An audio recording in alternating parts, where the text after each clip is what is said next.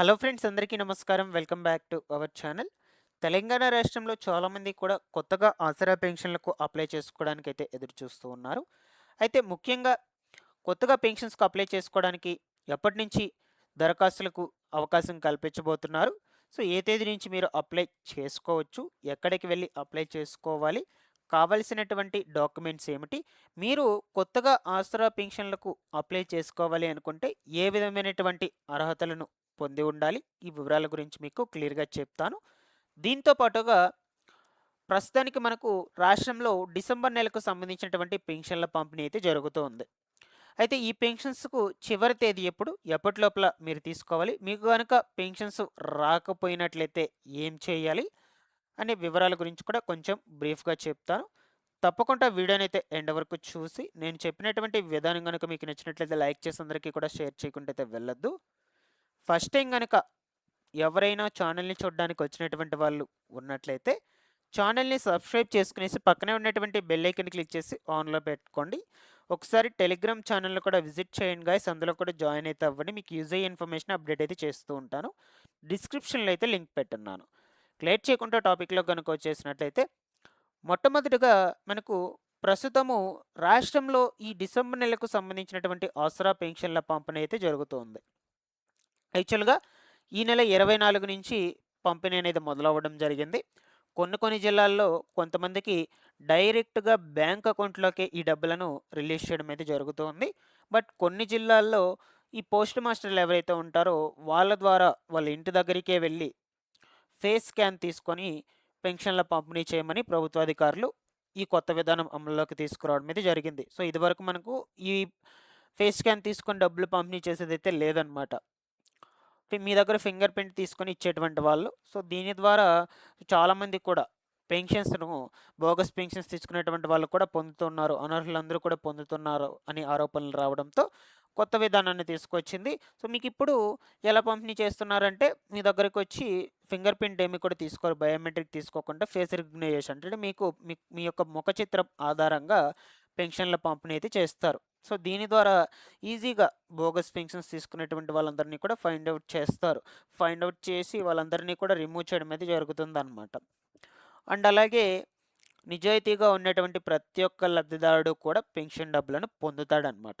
So, ఈ విధానం యొక్క ముఖ్య ఉద్దేశ్యం ఇదే. అందువల్ల ఈ కొత్త విధానంలో అయితే పంపిణీ చేస్తున్నారు. సో, మనకు చివరి తేదీ వచ్చేసి 31 తేదీ. ఈ నెల 31 తారీఖున చివరి తేదీ. సో, దాని తర్వాత మీకు పంపిణీ జరగదు.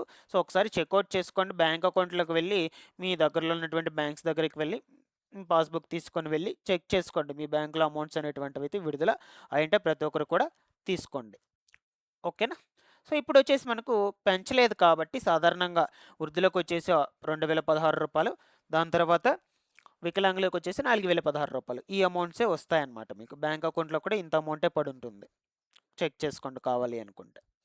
ఇక ఇదిలా ఉండగా చాలామంది కూడా కొత్త పెన్షన్స్‌కు సంబంధించి అయితే అప్లై చేసుకోవడానికి ఎదురు చూస్తూ ఉన్నారు. అయితే ఇప్పుడు మీకు ఈ డిసెంబర్ నెలకు సంబంధించిన పెన్షన్స్ రాలేదు అనుకోండి, ఫర్ ఎగ్జాంపుల్‌గా ఇంకా పడలేదు అనుకోండి. ఒకసారి స్టేటస్ చెక్ చేసుకోండి. స్టేటస్ ఎలా చెక్ చేసుకోవాలి అనుకుంటే, ఇది చేయూత పెన్షన్స్‌కి సంబంధించినటువంటి వెబ్‌సైట్ అనమాట. ఈ వెబ్‌సైట్‌లోకొచ్చేసి ఫస్టు మీ పెన్షన్ ఐడీ అయినా సరే, యూఐడీ అయినా సరే, సదరం ఐడీ అయినా సరే ఎంటర్ చేసుకొని చేసుకోవచ్చు.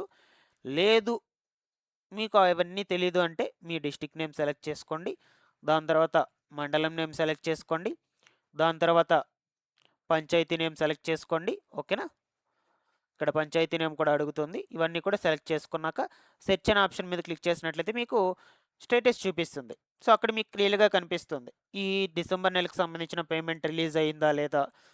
లేదంటే లాస్ట్ మంత్ ఇది రిలీజ్ అయిందా లేదా? ఈ వివరాలన్నీ కూడా మీకు చూపిస్తాయి. ఒకసారి మీరు మీ యొక్క ఎంపీడీఓ ఆఫీస్ దగ్గరికి వెళ్లైతే కన్సల్ట్ అవ్వండి. మీకు గనుక అమౌంట్ గనుక పడకపోయినట్లయితే అప్పటికి కూడా.